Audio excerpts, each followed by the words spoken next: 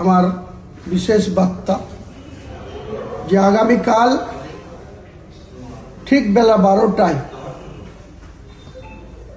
বেলডাঙ্গার মির্জাপুর খাগড়ুপাড়া মোড়ে একটি বিরাট সাধারণ মানুষের উপস্থিতিতে একটি বিরাট রাজনৈতিক জনসভা অনুষ্ঠিত হবে।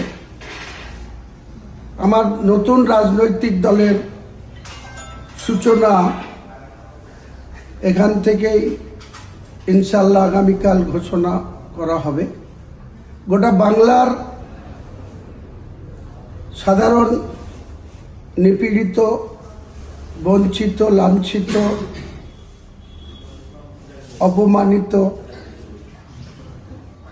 মানুষকে সঙ্গে নিয়ে বাংলার উন্নয়নের জন্য, বাংলার মানুষের ন্যায্য অধিকারকে প্রতিষ্ঠা করার জন্য বাংলার সাধারণ মানুষ দলমত নির্বিশেষে যে যা দলে ইতিপূর্বে যুক্ত আছেন বা হয়ে আছেন, তাদের সকলের প্রতি আমার আবেদন, আগামী দিন যে নতুন দলের সূচনা 22 ডিসেম্বর সোমবার বেলা 12টায় বেলডাঙ্গার মির্জাপুরের খাগড়ুপাড়া মোড়ে 50 বিঘি জায়গার উপরে একটি বিরাট রাজনৈতিক সভা অনুষ্ঠিত হবে।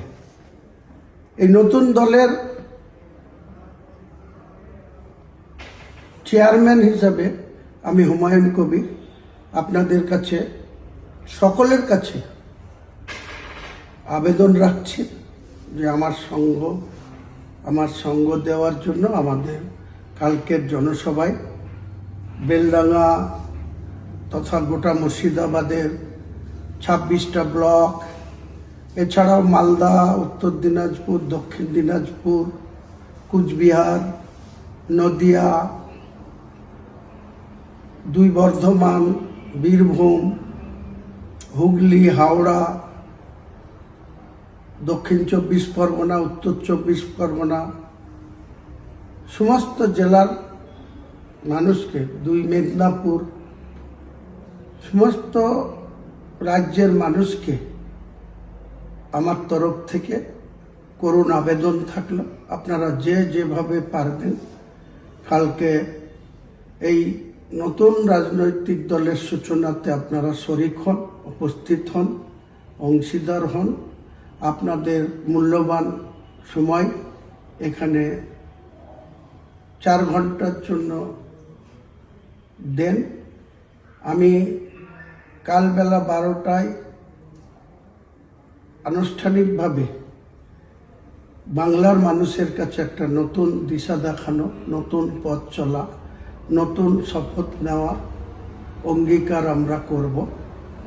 বর্তমান যে শাসক, তার যেমন পতন ঘটানো আমাদের উদ্দেশ্য, তাদের যেমন ক্ষমতাচ্যুত করা আমাদের উদ্দেশ্য, একই সঙ্গে ভারতীয় জনতা পার্টি বাংলাকে দখল করার উদ্দেশ্য নিয়ে তাদের যে রাজনৈতিক মিশন, তাদেরও গঠনমূলক বিরোধিতা করা আমাদের মূল উদ্দেশ্য।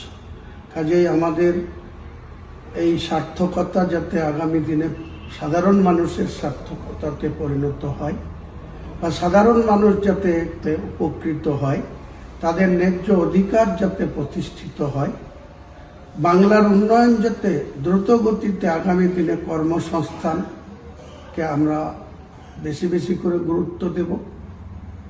আমরা সরকারি কর্মচারীদের যেভাবে বঞ্চিত করা আছে, তাদের ডিএ কেন্দ্র সরকারের সমাহারের ডিএর সঙ্গে অনেক তফাৎ রাখা হয়েছে। এক একটা কর্মচারী যে যেমন তাদের স্যালারি, তার থেকে কেউ 15,000, কেউ 18,000, কেউ 12,000, কেউ 20,000, কেউ 30,000 করে তারা ন্যায্য তাদের যে অধিকার সেটা পাচ্ছেন না সরকারি কর্মচারীরা।